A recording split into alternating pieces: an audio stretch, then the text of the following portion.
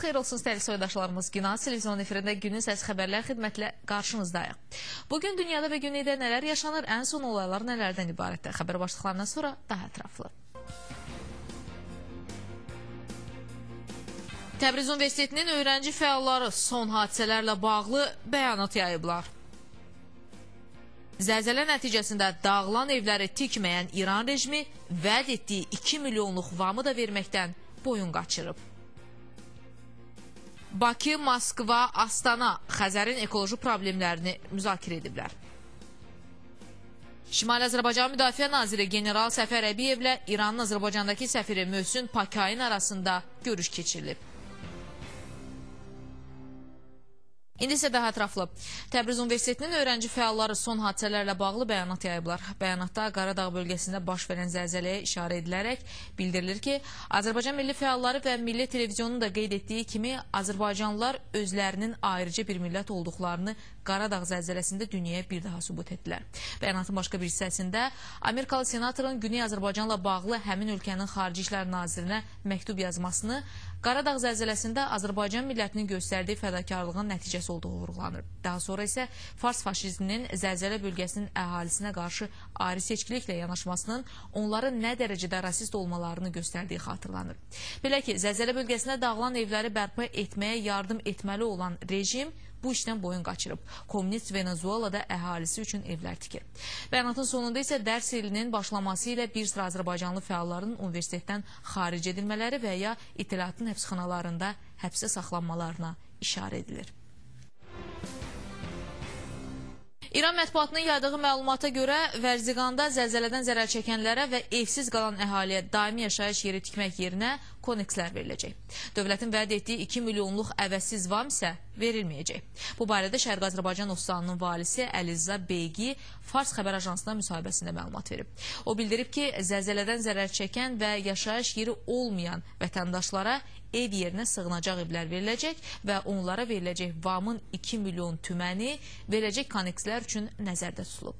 Bu şəkildə zəlzələdən zərər çəkənlər hər bir sığınacaq ev müqabilində 2 milyon tümən ödəməli olacaqlar. Qeyd edək ki, bu sözləri deyən Əliza Beygi bundan öncə 2 ay ərzində yeni evlərin tikiləcəyi barəsində söz vermişdi.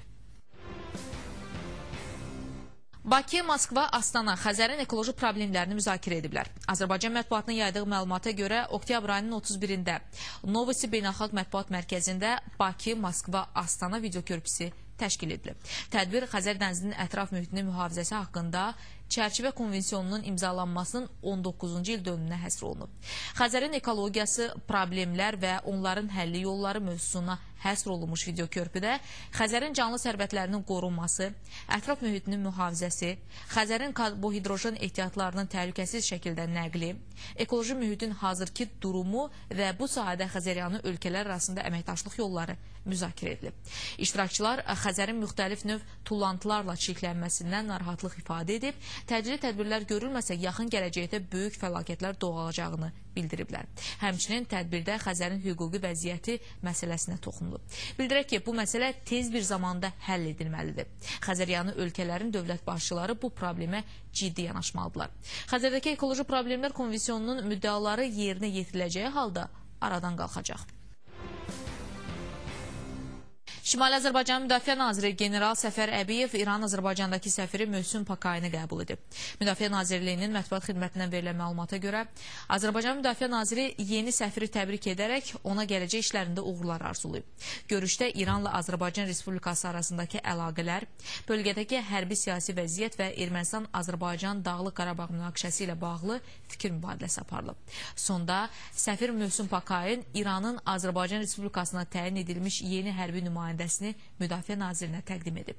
Görüşdə İranın hərbi gəmilərinin son günlərdə Xəzərdə Azərbaycan sularına məxsus sulara daxil olaraq bölgədə yer tutmalarının müzakirə edilib-edilməməsi açıqlanmır. İran təhrimlərdən irəli gələn iqtisadi tənəzzülün qarşısını almaq üçün müxtəlif tədbirlərə əl atır. Məlumata görə İranda 50-yə yaxın təməl ehtiyac məhsulunun ixracına qadağa qoyulub. Bu haqda İranın Sənaye Nazirinin müavini Səid Cavad Təqəvi mətbuata göndərdiyi məktubunda bildirib. İxracı qadağan edilən məhsullar arasında buğda, un, şəkər, ət, o cümlədən alüminium və polad külçələr də var. Məktubda məhsulların tam siyahısının bir müddət sonra yayımlanacağı bildirilib. İranda İslamdan xristianlığa keçən 4 nəfərin tutulduğu xəbəri yayılıb. İttilatın Tehran özəyinin məmurları oktyabr ayının 5-də Şəhab Səmimi, onun həyat yoldaşı Fəriba Kərimxani və qonaqları Fərşad Rəhimdili mənzilində tutub bilinməz istiqamətə aparıblar. Evdə yoxlama aparılıb, xristianlara məxsus dini kitablar, kompüter, CD-lər və digər şəxsi əşyalar götürülüb. İttilat əməkdaşları xristianlığı qəbul edən Yasir Mirzə Zəncani də mənzilində tutub aparıblar. Evdən bir sıra şəxsi əşyalar götürülüb. Tutulanların hazırda harada saxlanıldığı bilinmir. Xamneyi İran hakimiyyət təmsilçilərinə xəbərdarlıq edib. Tehranda tələbələr qarşısında çıxış edən Xamneyi ölkənin vəzifəli şəxsləri ilə bağlı bəyanat verərək deyib. Hətta hakimiyyət nümayəndələrinin problemə müxtəlif baxışları mövcuddursa da, bunu nümayiş etdirməyə və hər dəfə başqasının səhvini göstərməyə ehtiyacı yoxdur.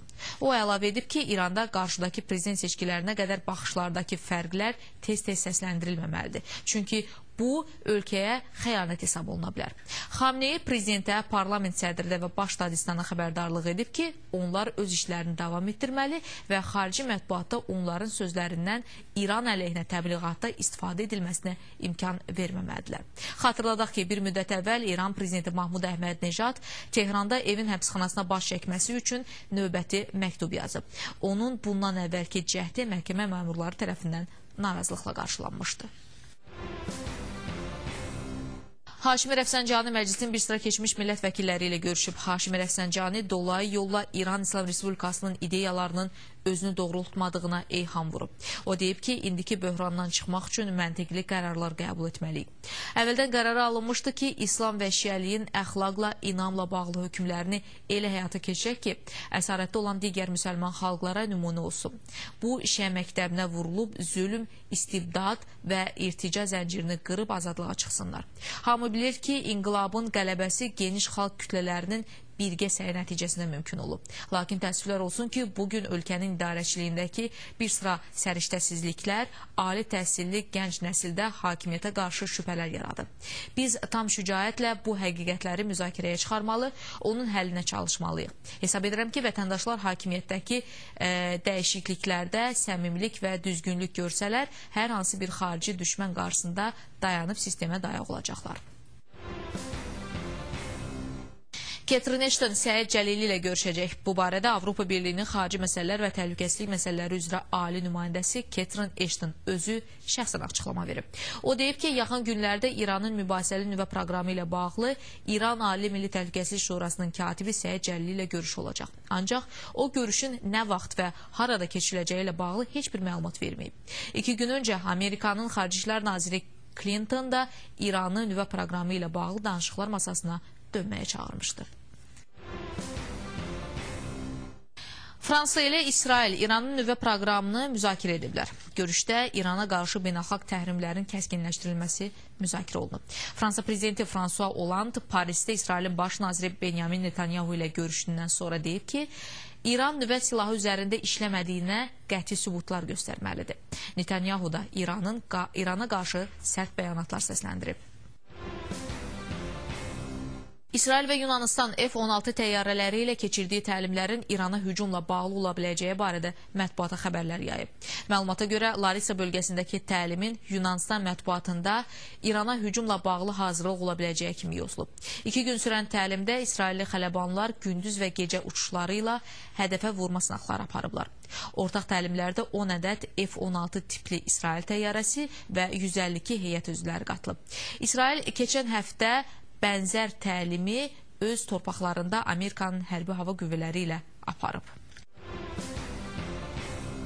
Ankara Ermənistanın Metsamor atom elektrik nirugahının dərhal bağlanmasını tələb edib. Bunu çərşənbə günü Türkiyənin Enerji və Təbii Sərvətlər Naziri Taner Yıldız bəyan edib.